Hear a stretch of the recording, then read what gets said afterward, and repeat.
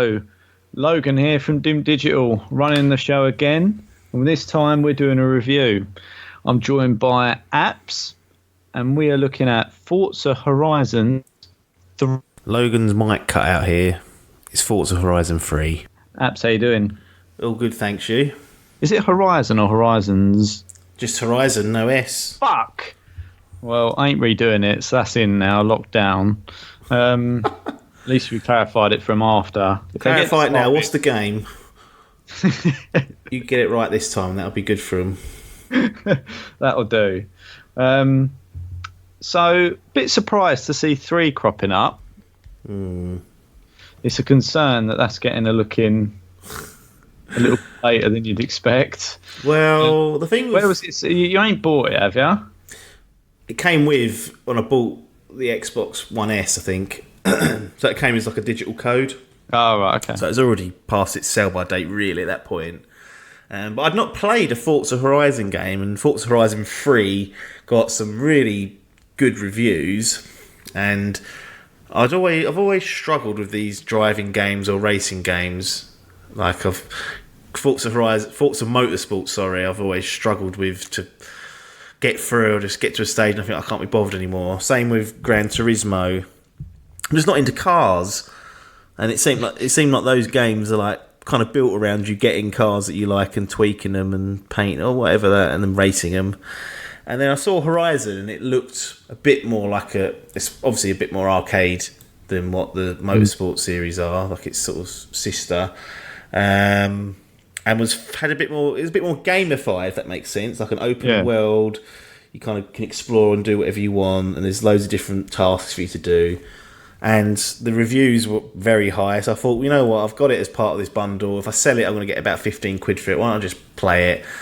And I've been playing it for over a year, or about a year probably, give or take, sort of on and off, and then finally got the push to get through it. And some people might be saying, why are you bothering with Forza Horizon 3? And I was like, well, there is Forza Horizon 4, which is out, but I've got a feeling they're much the same, in all honesty, other than the location, so it's going to be down to that. And I'm sure there's bits and pieces that have changed, and I always say, no game left behind. So even if it's completely irrelevant, if someone wants to drive around Australia, they can't do that unless they've got Forza Horizon 3, and that's where we are. But you've played at least Forza Horizon 2. I don't know if you played the original, so you have at least a foothold in what's been going on here. Yes, I do. It's my thoughts on it are the same. I mean, I see. I'm a bit different to you in that I do like cars. I am a car person. I like the modification bit, getting the cars that I like, binning off the cars I don't, getting rare cars, driving them, and bits. I like all that. I used to.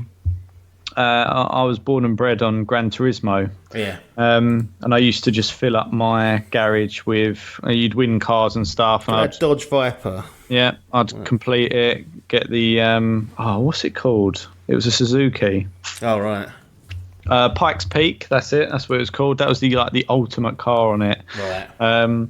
But yeah, I used to love playing that. I thought that was great. But I often find with a lot of more recent and later sim games that they're a bit too simmy. I mean, my point is that I drive to work every day, albeit I'm not driving those sort of cars, but I don't actually want to come home and get stressed out about the same sort of things. I don't want to be worrying too much about understeer and getting my braking lines right. Like it's a bit too anal for me doing all that, and it's never like. These simulation games are never like real life. You can't simulate driving with a controller. Nope. Not possible, I'm afraid. So I always kind of bin them off because I'm not a big fan of them. So I look for the more arcadey ones, and that's why I went to Horizons. And I used to love the old Need for Speed games as well. I always thought they were a good little mix. And there's some others out there that I can't remember. Something Burn, I think there was. Help me out. There's Burnout, that's it. It was like an arcade racer, yeah. It was good, so I often find that these arcade races are better. But But yeah, I enjoyed my time on Forza Horizons 2, but I strangely haven't been compelled to buy 3 or 4. No, and you've had Game Pass, which 4 is a part of, and it's not even been sniffed at. Nope. So there's a concern. There is a concern. You're not wrong. And I think, I don't want to get too far into it, but it probably links back to what you said first of all, which is how much are they really changing? Yeah. I mean, I get the feeling that it's location that's going to pull people in. Yeah, outside of the core experience. I think one of them is set in England. 4 is. Yeah. 4, yeah. And then 3's in Australia. Yeah. I can't remember where 2 is. Somewhere in Europe. I don't know where. I think it was kind of a French setting, if I remember rightly, when I played it. But it blurs a little bit with that Fast and the Furious DLC that I played. Oh, yeah. Or standalone piece. Yeah. And I've also played a demo, I think, which again blurs it. But yeah, I'm pretty sure that's where it was. I remember there being kind of like a Monaco style. Yeah. But anyway, back to Forza Horizons 3. So you've not really got any history with these guys and playing this stuff before. I think this is, if I'm right, probably one of your first escapades into it. Is that fair? Yeah, into Horizon. Like I said, I've only really played the GT and the Forza Motorsport style of things. So this is... I played Burnout and stuff like that, actually. But not... I guess not an open world... arcade racer, really. I mean, we had a little dabble, didn't we, at the Crew all them years ago. God. And that was when I kind of first saw this open world. I was like, oh, that looks quite interesting. So yeah, this was the first time into Horizon, which I think has definitely carved out its own genre almost, or style of game. So, but it was an interesting experience. Top of that pile, isn't it? Of those open world driving games. Yeah, absolutely, and arguably overtaken the Motorsport franchise. So I'll tell you another one that I forgot. Driver. Oh yeah. Oh, of course, that was the first open world. Although you had to play, I felt like you had to play the story first before you could just drive around. But I mean, looking back at that game, I remember liking it and thinking this is great. But I think if you go back and play it now, you'll be disgusted at how it handles. Oh, it's appalling. Honestly, I'd recommend everyone that listens to this, if you ever played Driver and you've got fond memories of it, go onto YouTube and watch the first 5 minutes of the story mode of Driver, and it will shatter your memory of it. Honestly, it looks, the frame rate is diabolical. Yeah. Truly diabolical. To the point where you go, how did I play this? Yeah, I played a lot of Driver 2, and you could get out of the car at that point. Yes, I never played Driver 2. Well, all that. It's fucking hard, those games as well. They were not easy. Stupid. I remember on Driver there was this infamous thing where you had to to in order to get into the main campaign, prove it. I think you're a double agent or something like that, or you're an undercover cop or something like that. Yeah. But to prove that you're the right man for the job, you have to go through a series of tests in the police garage, and it was meant to be fucking difficult, and half the people I knew couldn't do it. And back then you could swap the save via memory card. So I remember someone bringing in the memory card and saying, right, I've done it, so then you can actually play the story mode now. There were so many ridiculously hard bits, and literally if those cops got a sniff for you, that's it. They were absolutely ruthless. Yeah. And you're literally trying to... I remember hiding from them, and you get I remember having genuine anxiety around them hiding. And I was just like, well, this is ridiculous, but... Worse than Scrabblers. Well, they're up there. So yeah, there's a brief history of the world of open world driving games. It's all very different now. All we've really got is the Crew and this. So there's very little competition. Although I think Need for Speed's trying to make a comeback. They keep fucking stumbling. Each time they release a game, there's something fucked with it. I don't know why they find it so hard now. They literally used to have it down to a T. Honestly, I remember there was one. I was watching a video the other day. It cropped up on one of the things I follow on social media, and it was Need for Speed Underground, I think it was called. And I think it was a PS2 game. I'll tell you what, the graphics and the frame rate and everything stand up It was good. And I just thought, what happened to you? Like, what happened to that franchise? It's such a shame because it was excellent. But before we will get onto the review at some point. But I think Burnout also released a remastered version, or it was redone. Yeah, Paradise. Yeah, so weird that because they put it on backwards compatibility. Yeah. Through Xbox, then it became a Games of Gold, so it's like a freebie. Then they announced they're going to do a remaster and release that, and I was like, "Well, what are you doing?" We'll just play the older one that looks probably okay still. It's not like a terribly old game. It's not. It's strange that they've done that because you think it's not. I can't imagine there was a raft of people on Twitter going, "Give me Burnout Paradise, remaster it whilst you're at it." Yeah. Yeah, it's like I used to love playing that on the old PS2, but it does make me wonder who's asking for that. I think I was playing that. That's probably, I reckon, 13, maybe even older than 13 years old. Well, I think the last time I played Burnout was Burnout 3. That was PS2. Had a really good soundtrack from what I remember. Paradise, I think, came on the 360 era. That was the open world one. Was it? Yeah. And then remastered for Xbox One. I don't know why I think. I've looked it up. I'm staring at the facts here. Oh, you've already done it. Tapping away. When was it? 9 out of 10 on Steam. January 2008. So what's that? 11 years. Yeah. Not far off still, but you forget how long that last generation was. Yeah. It started early and finished late. I forget, though, that we're 5 years into this generation. That's the trouble. It's done next year. Yeah. They'll be gone. Right. Crazy. So, we need to move on. Because we've done... How far are we into this? I don't know. Nearly 15 minutes. Probably not far off. And we've literally not got off of Rundown. We've talked more about Burnout Paradise and Driver than we have Forza Horizon 3. Might be a blessing in disguise. Well, we'll see.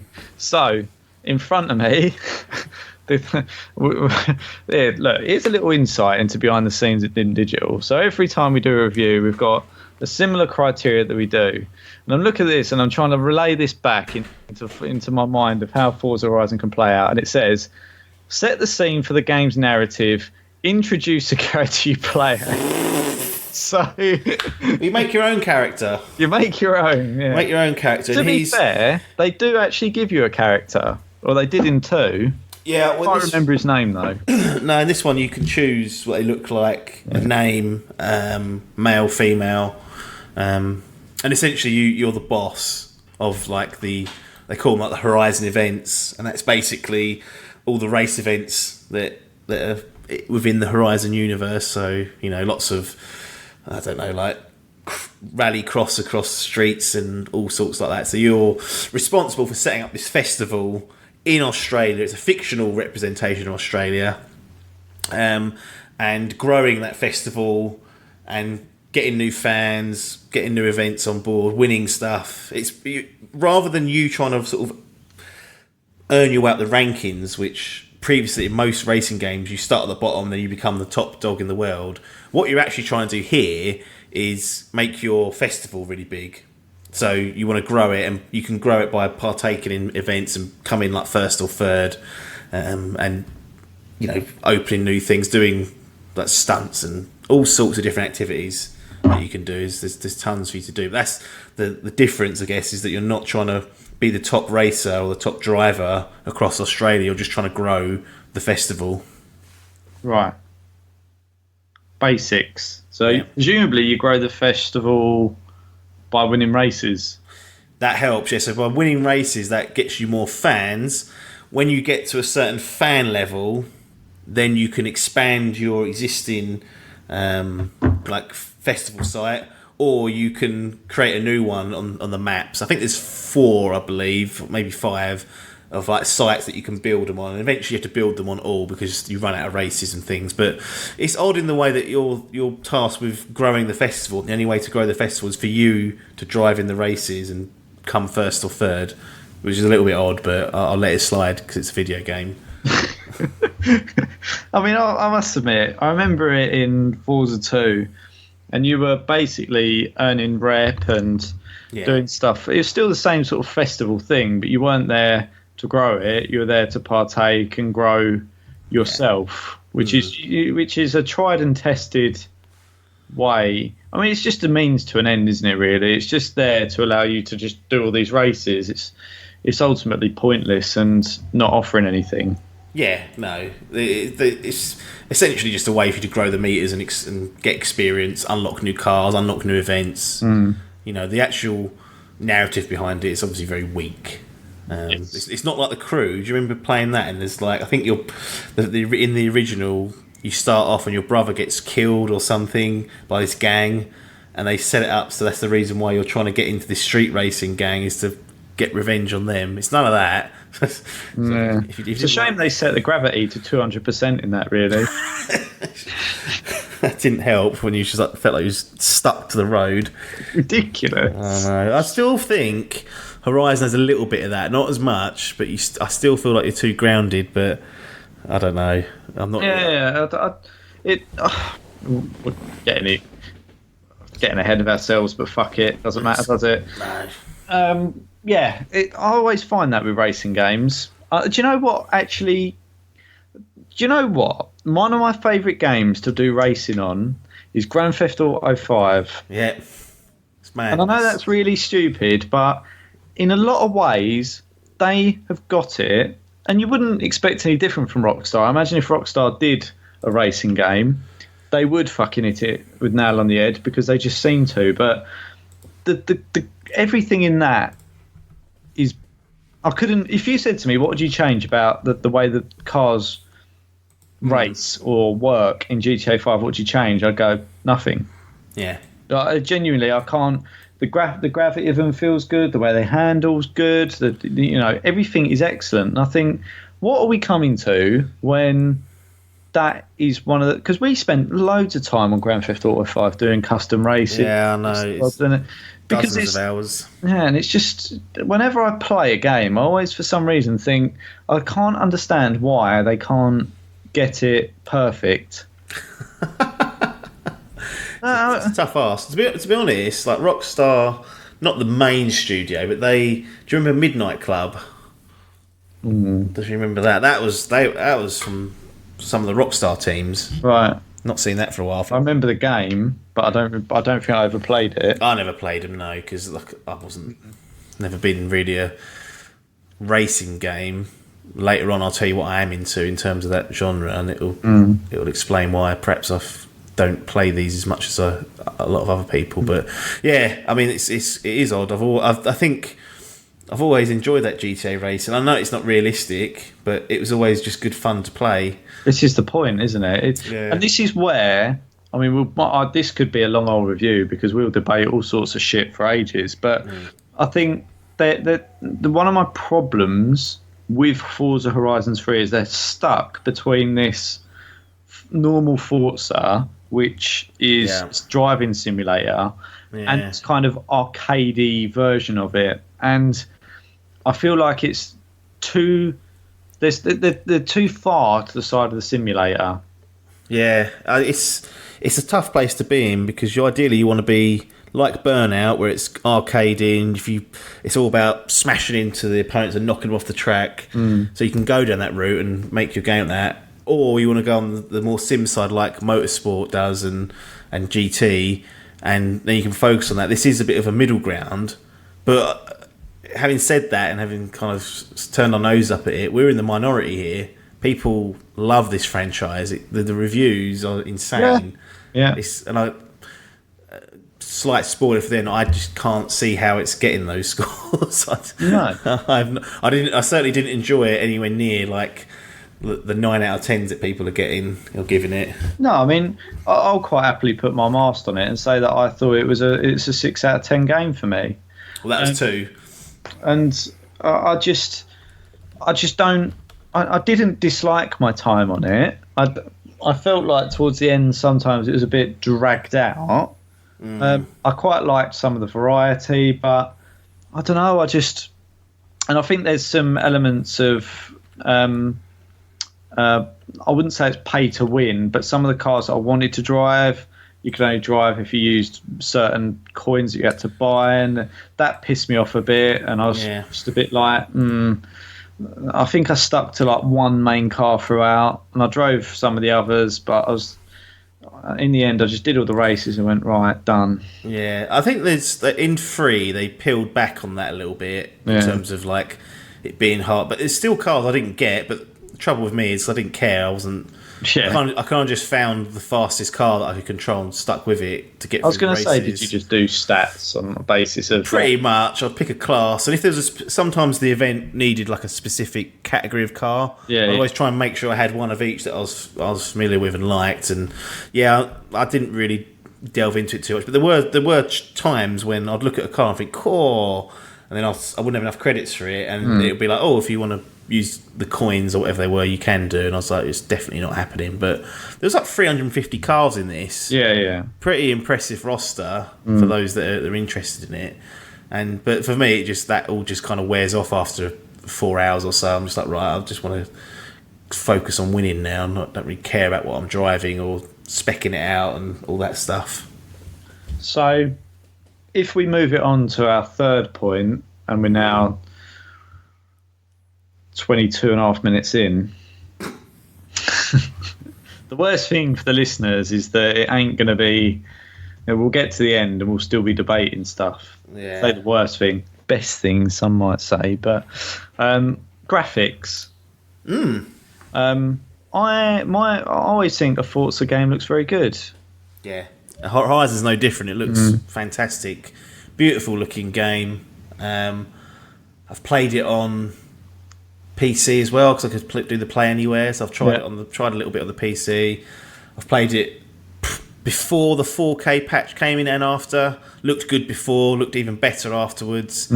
Like definitely in presentation performance, a huge check in the box for the Playground Games boys because they knocked it out of the park. And the one thing that a racing game must do really in this day and age, unless you're going full madness, is to look good. Yeah, and Forza Horizon 3 fulfills that, so well done. Yeah, every time I've played a Forza game or seen it, I've just thought, and they literally get the cars down to a T. Yeah, they really do, and that's from a car enthusiast. I think they put a lot of time and effort into making sure that they not only look and sound, but drive like they should do in real life to a certain degree. Yeah, in being unpredictable or not and whatnot. So yeah, I'd probably agree with that. So in terms of design and progression, we know it's open world. You go presumably from one race to another. You drive between them, and you do that. Go back, jobby, is it? Yeah. There's various events that you can compete in. So you've got different forms of races. You've got time trials. As you're driving from A to B, you might come across something like a drifting challenge that you want to do. Yeah. So you try and complete that and earn some more fans and XP and all that good stuff. There's these things called bucket list challenges, where you're given a specific car and like a task to do. So the example might be that you need to reach a certain top speed in a Ford, I don't know, GT before the time runs out. So that's this, and then one might be you need to get to a specific location within a certain amount of time, and there's all bits and pieces like that. There's billboards that you can find throughout the world, which you can kind of smash through and earn experience and get discounts on things like fast travelling. You can upgrade sort of your character, so you can earn points that you can spend on, I don't know, each time you do a drift challenge you earn 10% more XP, so you can kind of if you're focusing on a specific type of event, you can build towards that. And it's that sort of thing. You encounter the drivatars, which I've always liked about the Forza series since they introduced it, is that when you're driving around, the other AI sort of Horizon drivers who are racers, they are primarily plucked from your friends list, the names of your friends list. I think they have to have played the game. I'm told, well, I was told back in the day that they mimic how they race, but I don't think they do, because I've had that Adkins cunt who's always second, and then he's always last. So I don't know how that's going wrong there, but I think that's always a nice touch. It gives you a little bit of, although you know it's not them racing it. When you see like Adkins in front of you, like right, I don't want to lose to him. Yeah. Even I know what you mean. Yeah, it's a really stupid thing. So I know it's not him, but it just adds that little dimension there. And I think it's good they kept that going. But the formula, very much what you described in terms of going from A to B to C to D, doing events on the way, races, whatever it might be, building your XP, building your fans, building your fleet of cars, and you eventually, if you get enough fans, you can do an event called a showcase event, and that is essentially a really outlandish race between you and another vehicle. So I think one of the first ones is there's a helicopter, and I can't remember if it's carrying something, but you're racing a helicopter through the outback and you have to beat it to the end. I think eventually it drops another vehicle that you race.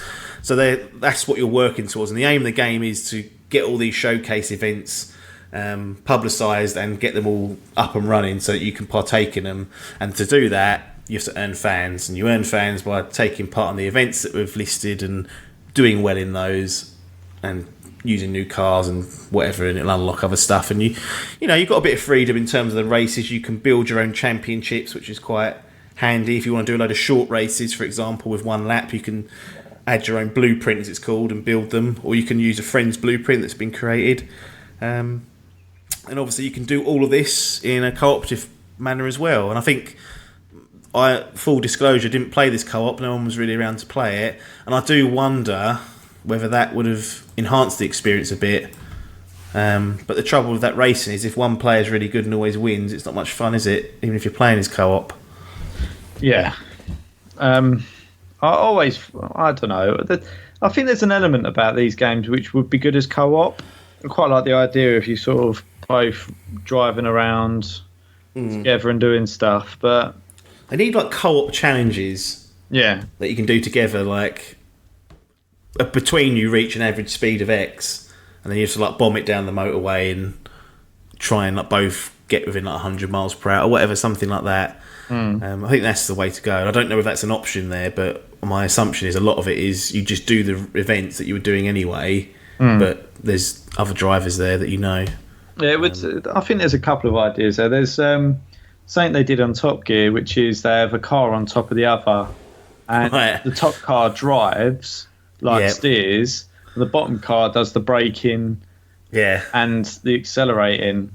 I think that would be quite an idea. It's a bit gimmicky, but for some sort of co-op stuff on there, I think that would be quite cool. You could do that on Trials, I think. That bike, there's like a co-op bike on there. Yes, but that is only local. Yeah, but it's there as a disaster for someone on a stream. I'd like to give it a go at some point, I think, somehow. Yeah. It'd be interesting. I need to fucking somehow finish that game because they've bollocks the progression up in that, but that's another review inbound at a future date. Give that a good kick in. Yeah, it will do if it doesn't fucking change. Yeah. So on to mechanics and control. We've briefly touched on it. Is what it is, but yeah, it feels good. I think it feels better than the Crew, but there is that element that things feel a little bit too rigid. Pulled to the ground. Yeah, the cars don't turn as much as you'd expect, and they feel a bit heavy. But overall, I think the mechanics for all different styles of cars all work well. Like if you've got a muscle car, you can definitely feel that against a sports car. Same if you've got a Jeep or a 4x4. That all works. And when you're ploughing through, different terrains, you can notice the handling change completely. So, in that sense, they've got it all sussed out. I don't think they're going to change the world with the mechanics and controls. They're there, they're good, they're serviceable. No need to worry about that part of things. Yep, probably agree with that. AOB. Yeah. I just found this boring. I just found it really dull. It's dull as dishwater, I think I said originally when I first finished it. I've done a bit of thinking about this, so I'd be interested in your thoughts, but I'll elaborate after. I just don't know what it is. I know what it is. What I've come to discover is, and it's not really a knock on the game, itself, but for someone like me who this is my taste, if I'm going to play something to do with a car or racing, I've come to the conclusion it has to be a motorsport. It can't be 3 laps around the Outback or 3 laps around a track in Forza Motorsport. It has to be no. You're going to race against Lewis Hamilton in the Ferrari of the Formula One Championship. Because I've played those games and enjoyed those when I've had them. I don't get them every year because I think that's a fool's errand personally, because I wouldn't play them enough. So I play them maybe every other year, and I always enjoy them and get through at least a season and career and whatnot and play those. But I think generally, when it comes to just like these games, just chuck you in. You're always last on the grid. I don't know why that is. Why have I always got to be last? What's going on there? And yeah, the fact there's no motorsport aspect to it, there's no sport behind the racing.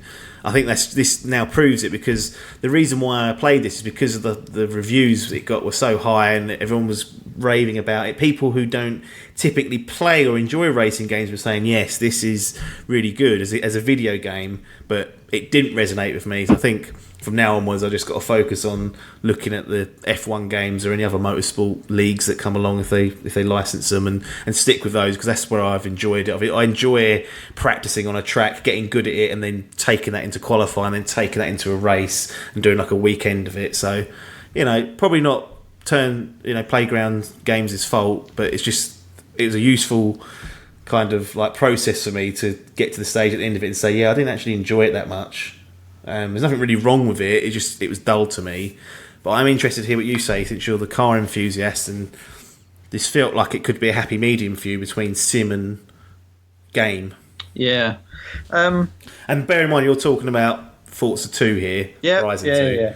I presume it's probably not much different, really, in that The presumer in a review. There you go. That's what we do at Dim Digital: assumptions and presumptions. No hands-on experience allowed. No, but I think in terms of the Forza Horizons franchise, as I've played it, they give you the cars, and it feels like they just get the cars that they'd have had for the main Forza Motorsport game. They kind of bung them in a setting, loosen up some of the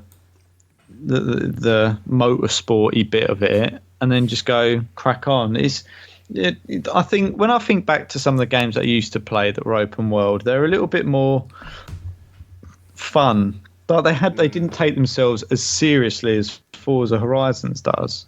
And by that, when I think back to the Need for Speed, they really focused on the car tuning element of it. So you'd get your stock car, and as you did more races, you'd earn more money.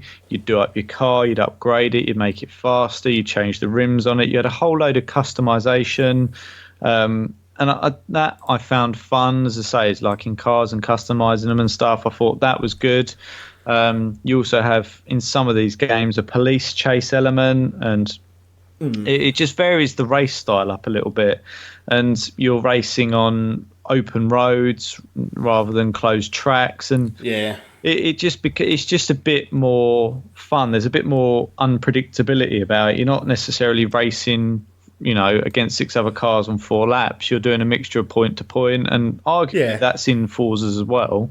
But I just think it's a very good game, in so much as the racing isn't awful and stuff like that. It's good it does that well, but the gap it didn't fill for me was the getting the car I want, customizing it and doing certain bits. You can do it mildly, but not to the extent that I'd like to be able to. So I think it just struggles for, when you break it down to it, you drive from point to point doing races that have been set out for you. Some of them are off-road, some of them in different cars and stuff, but it's the same formula, and towards the end you just go, I can't be fucked to drive from there to there. If I was playing motorsport, I could just choose it from a menu and I'd be racing. The driving back and forth towards the end, I was like, good grief, I can't be bothered. But I had to get to the race. Sometimes you can unlock fast travel at some point, but I didn't. It wasn't that one enough. It was too little, too late by then, and just the the whole structure of it I just didn't get on with, and I was surprised because I thought this would be it. I thought right now I'm going to be able to play like a very high scoring racing game and think like this is it. This is made for the gamers basically. I know I'll enjoy it, and I didn't. I didn't. I'll have to go back to F1. Back to F1. So there you go. I think we can see where this is shaping up roughly. But Mr. Apps, what is the game's official grading? It's tough because they've not really. I think in terms of its core mechanics, its options, its playability, presentation, performance. That's all good. It's all ticks the boxes. All ticks the boxes. But when I finish a game and say that was dull as dishwater, to be honest, I didn't praise Smash Brothers when I first finished that World of Light, but as that festered, I thought, no, actually, that was a good experience. Whereas this, I kind of wanted to play Forza Horizon 4 just to make sure, but I know it's stupid. Yeah, I can't see it being a million miles away. No, it won't. I've just got to accept that this formula is not for me. I'm not saying it's a bad game. I'm saying from my personal experience of it wasn't as high as what many of the other critics have said. And I personally, if you're the same as me, I can't recommend it. So 6 out of 10, Forza Horizon 3. Not a bad game. It's all right. Yeah. It didn't float the boat. Yeah, that's probably where I'd put it. It's really hard to put your finger on exactly what it is. Because it's all serviceable, as you say. When you look at it and you go through the individual boxes, you go, well, yeah, it controls well, it looks good. There's a story there, there's some progression, there's almost everything, but it's just not that fun. No, I think that's obviously a personal thing for us. I would not be, if someone come along and said, no, I really enjoyed that. I loved driving from point to point. I liked the fact that there were speed traps that I could drive through and try and get free stars on and all that stuff. And then they gave it 8 or 9. I'd say, yeah, because there's nothing fundamentally wrong. There's nothing broken here. No. It's just that it's not my cup of tea. I mean, at the end of the day, there's a couple of bits that I did on it. Did you do any? I don't know if they've got it on Forza Horizon 3, but barn finds. Yeah, they had those, and I did one of them, and then thought. See, I went and got them all. Yeah, I mean, you was probably hunting achievements at that time. I was doing a few, but I just thought it was one of those things that I couldn't put it down until I got them all.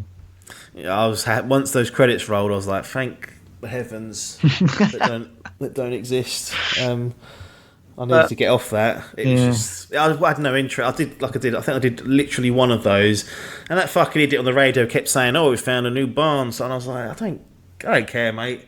I don't care about restoring that fucking. I don't like cars. I'm not interested in these old cars.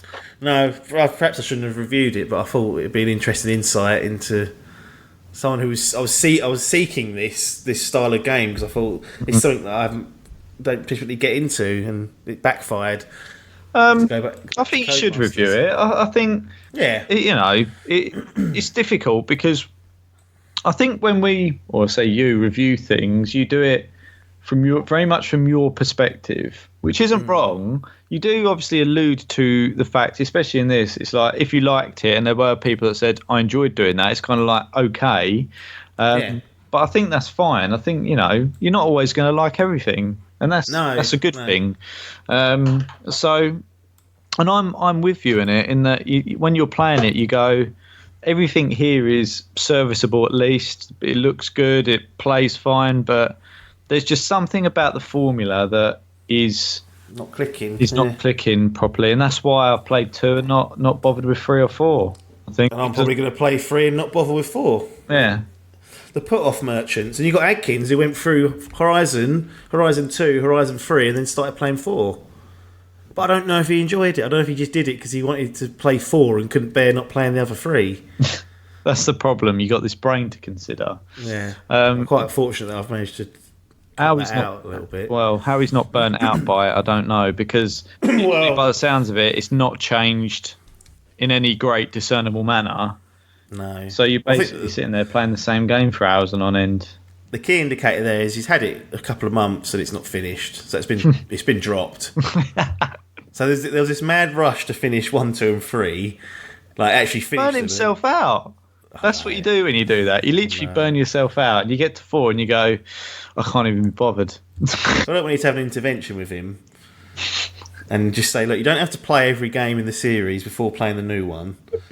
It's not required. Well, to be fair, it's like because I didn't play any of the Uncharted games before Uncharted 4. Yeah. But I said to someone that has, do you think I need to play these? And you went, no, it's a clean cut. Yeah. But play them if you want. And I went, no way, not beforehand. And I loved Uncharted 4. One of the best games of this gen. Yeah, and the thing with that is I've done the same with The Witcher 3, and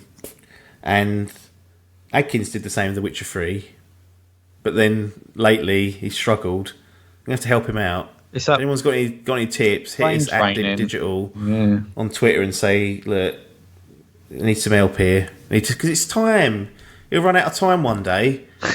We all will. I'll be laying there going, oh. Jeremy Clarkson does this thing on the Grand Tour now where he goes, I've got 175,000 hours left. I ain't wasting one doing that. Yeah. And that's the way to look at it.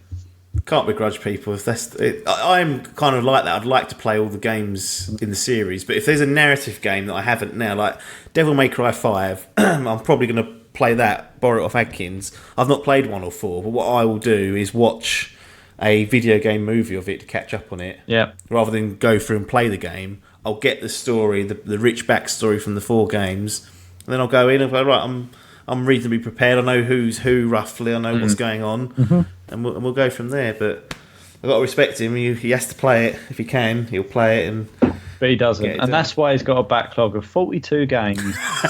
But it's more than that. Is it? It's probably about 142. Uncompleted games that are never going to get completed. And you go to him, you go, look, you need to cut your losses. He goes, no. Yeah, that's it. There you go. So what's interesting about these racing games is I've actually been playing, this is like a little bit of a teaser for something that might come later on down the line, but Onrush I've been playing on and off, and not the write-off you'd expect. Wouldn't have gone out and bought it, but it was on that PlayStation Plus. Yeah.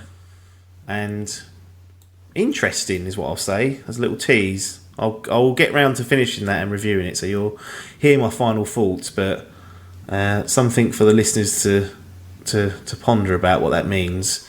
Onrush. There you go. Leave it at that then. Yeah. 6 out of 10. Forza Horizon 3, 6 out of 10. Yeah. Could be higher if you like the formula. If you don't, 6. Not a bad game though. There you go.